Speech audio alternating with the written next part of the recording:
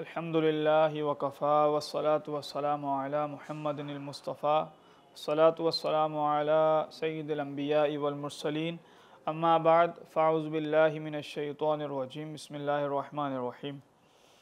تمامی سامعین سامعات متوجہین متوجہات ملائکہ صالحین ارواح طیبات السلام علیکم ورحمۃ اللہ وبرکاتہ۔ ادارہ رشد و ہدایت کی جانب سے ایک سلسلہ بنام عقیدہ ختم نبوت کی رشد و ہدایت لے کر حاضر ہیں، اور الحمدللہ تعالی ہمارا یہ سلسلہ قرآنی حیات، احادیث نبویہ، اقوال صالحین اور حضور علیہ الصلاۃ والسلام کی پیشن گوئی، جس میں حضور علیہ الصلاۃ والسلام نے فرمایا کہ میرے بعد کم و بیش 40 جھوٹے نبوت کے دعوے دار پیدا ہوں گے، اس کے سلسلے میں یہ بیان چل رہا ہے۔ پچھلے سلسلے کے اندر ہم نے ایک جھوٹے مدعی نبوت کا ذکر سنا تھا، جس کا نام میر محمد حسین مشہدی تھا۔ یہ مشہد کا رہنے والا تھا، اور اس کے پوری تفصیل جو تھی پچھلے سلسلے کے اندر بیان ہو چکی ہے کہ کس طریقے سے اس نے حضور علیہ الصلاۃ والسلام کی ختم نبوت پر ڈاکہ ڈالنے کی کوشش کی، اور اپنی جو من گھڑت شریعت کو پروان چڑھایا، لوگوں کو خلیفہ بنایا، لوگوں کو اپنے اس دین میں داخل ہونے کی دعوت دی، اور آخر میں کیسا اس کا دردناک عبرتناک انجام ہوا، یہ سب ہم پچھلے سلسلے کے اندر سن چکے ہیں۔ اس سلسلے کے اندر جو ہم بیان کرنے جا رہے ہیں وہ اس امت کا، اس دور کا سب سے بڑا فتنہ ملعون غلام احمد قادیانی ہے۔ یہ ایک ایسا فتنہ ہے کہ جس کا خاتمہ بہت دیر کے بعد ہوگا، اور یہ ایک ایسا فتنہ ہے کہ جو مسلمانوں میں رہ کر ہی مسلمانوں کو اپنے اس گندے عقائد کے اندر، گندے مذہب کے اندر آنے کی دعوت دے رہا ہے، اور یہ بہت عام ہو رہا ہے، اور ہر ملک، ہر قوم میں، ہر علاقے میں ان کے کچھ نہ کچھ ایسے مراکز بن چکے ہیں۔ اللہ تعالی ہمارے ایمان کی حفاظت فرمائے۔ آئیے سنتے ہیں کہ مرزا غلام احمد قادیانی ملعون کون تھا۔ 1250 ہجری بمطابق 13 فروری 1835 عیسوی کو یہ ملعون ہندوستان کے شہر گورداس پور کے گاؤں قادیان میں پیدا ہوا۔ اس نے ابتداً بزرگی اور فقیری کا ڈھونگ رچایا اور لوگوں کو مرید بناتا رہا، حالانکہ کسی بھی قسم کی تعلیم اس نے حاصل نہ کی تھی۔ چوری اور عیاری میں بہت ماہر تھا۔ برطانوی سامراج نے ہندوستان میں بہت تلاش کرنے کے بعد اس بدبخت ملعون کا انتخاب کر لیا، اور اس دھوکے باز لالچی انسان کو دعوی نبوت کے لیے تیار کیا، اور کشفی الہامی کیفیات اور پھر کرامات سے معجزات کا سفر ترتیب دیا، جس کا اس نے درجہ بدرجہ دعویٰ کیا۔ اس کا بچپن کیسا تھا؟ بچپن میں مرزا آوارہ اور چوری چکاری کرنا، شعبدہ بازی اور مختلف شرارتیں کرنا اس کے خون میں شامل تھا۔ یعنی بچپن ہی اتنا بدبخت گزرا ہے کہ چوری چکاری، ہر وہ کام جو حضور علیہ الصلاۃ والسلام نے منع فرمایا، یہ اس کا مشغلہ تھا۔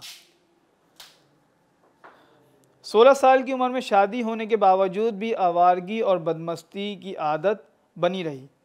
لوگوں کو نصیحت کرنا اور بڑی بڑی باتیں کرنا، مگر خود ناپاک رہنا اور غلط دوستوں میں رہنا۔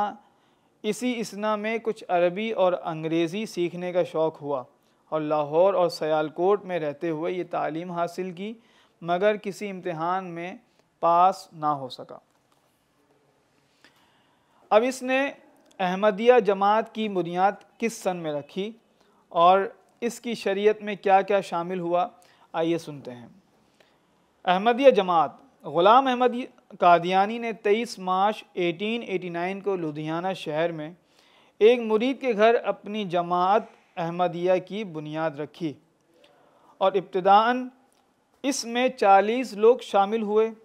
بظاہر اس جماعت کے مقاصد لوگوں کی خدمت، بیمار پرسی، غریبوں کی مدد، مریضوں کا علاج، دینی اور روحانی تربیت وغیرہ تھی، جس کی وجہ سے بہت سے سادہ لوگ اس مشن میں شامل ہو گئے۔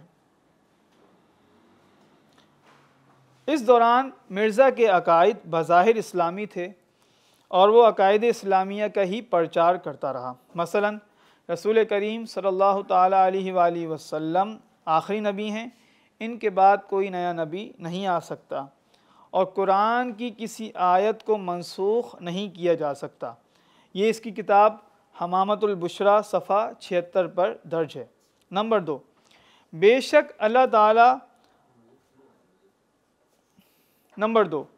شک اللہ تعالیٰ نے سلسلہ نبوت ختم کر دینے کے بعد کوئی نیا نبی نہیں بھیجا، اور نہ ہی قرآن میں کوئی کمی بیشی کرے گا۔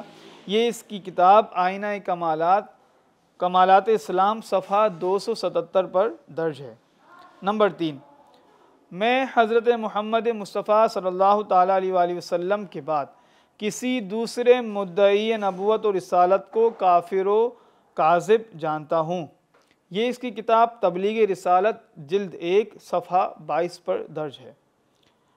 نمبر 4، بس محمد صلی اللہ علیہ وآلہ وسلم کے بعد کسی نبی کی ضرورت نہیں، کیونکہ آپ کی برکات اور کمالات نے ہر زمانے کا احاطہ کیا ہوا ہے۔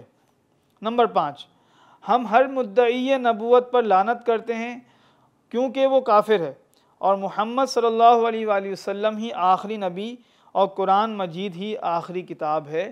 اس میں کسی قسم کا کوئی رد و بدل اور تغیر و تبدل نہیں ہو سکتا۔ دیکھیے ناظرین اکرام، شروع کے اندر اس ملعون کی جو سازش تھی کہ کسی طریقے سے لوگوں کو اپنی اس جماعت کا حصہ بنایا جا سکے، وہ سب سے پہلے تیمارداری اور مریضوں کا علاج یعنی کہ مخلوق کی خدمت اس نے سب سے پہلے اپنائی کہ لوگ اس کی طرف جلدی متوجہ ہو جائیں۔ لیکن اس کے پیچھے کیا اس کے گندے مقاصد اور حضور علیہ السلام کی شریعت پر ڈاکہ ڈالنے کا منصوبہ تھا، وہ آپ نے اگلے سلسلے میں سننا ہے کہ اس نے سب سے پہلے تو حضور علیہ السلام کی ختم نبوت و رسالت کا پرچار کیا، سارے معاملات وہی بتائے جو قرآن و سنت کے اندر درج ہیں، لیکن اس کا جو اگلا مشن تھا وہ تھا کہ یہ سارے منسوخ کر خود کو اس پیمانے پر لا کھڑا کرنا تاکہ لوگ اسے نبوت اور رسالت کا مدعی سمجھیں۔ اللہ تعالیٰ سے دعا ہے کہ ہمیں سمجھنے کی توفیق عطا فرمائے، اور قادیانی اور اس کے گروہ سے ہم سب کو محفوظ فرمائے، اور ہمیں ان کے شر سے ہمیشہ محفوظ رکھے، ہماری اولاد کو، ہمارے اہل و عیال کو بھی محفوظ رکھے۔ اسی طریقے سے اگلے سلسلے کے اندر اس ملعون نے کس طریقے سے نبوت کا دعویٰ کیا اور کون کون سے دعوے نبوت سے پہلے کیے، ان کا ذکر ہوگا۔ ہمارے ساتھ جڑے رہیے، انشاءاللہ اگلے سلسلے کے اندر ایک نیا پہلو جو ملعون قادیانی کا تھا وہ لے کر حاضر ہوں گے۔ جب تک کے لیے اپنے میزبان محمد حسن رضا المہدوی کو اجازت دیجیے۔ السلام علیکم ورحمۃ اللہ وبرکاتہ۔